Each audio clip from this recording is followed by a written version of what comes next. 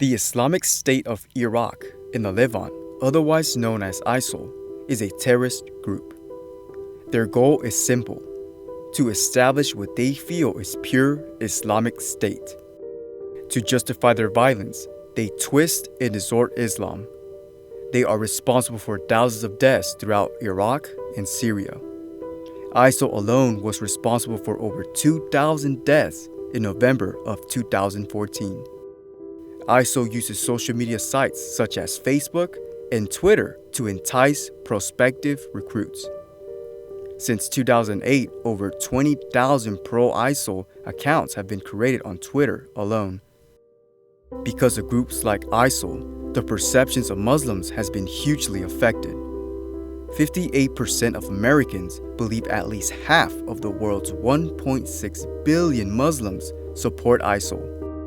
Their activity on social media fuels the media's perception of Muslims as a whole and leads to misconceptions and misinformation. These groups do not represent the majority of Muslims, and it's important to understand the difference between Islamic extremism and Islam. Since the media is biased, whatever they say, obviously most people that watch them, they're going to believe them.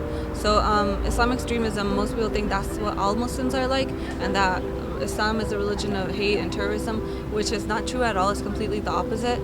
So I think they do a really bad job about that, and it really has more consequences than any benefits, because we're against ISIS, ISIL, and all of them too, really extremely against them.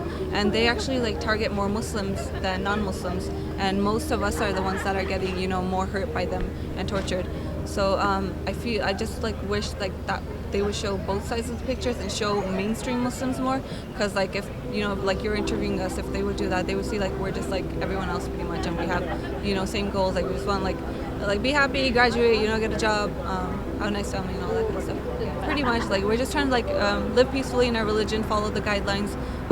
Killing people, doing all that kind of stuff, it's not in our religion at all. Our religion, like Islam, it actually means peace. So it's completely the opposite of what the media portrays us as.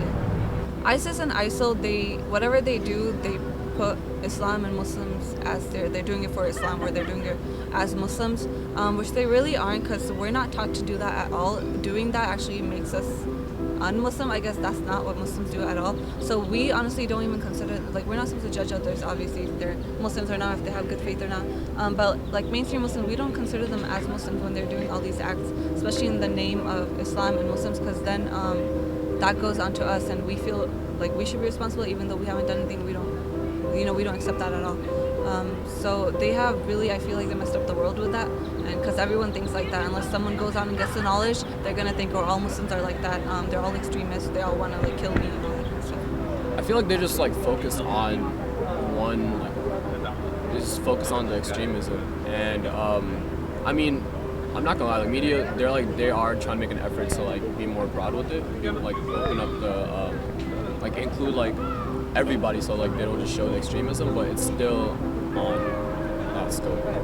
We're normal people. I mean, religion aside, we have the same goals as everyone else here. So I mean, just document the lives of successful people or just normal people in American work, instead of just worrying about all the extremism overseas.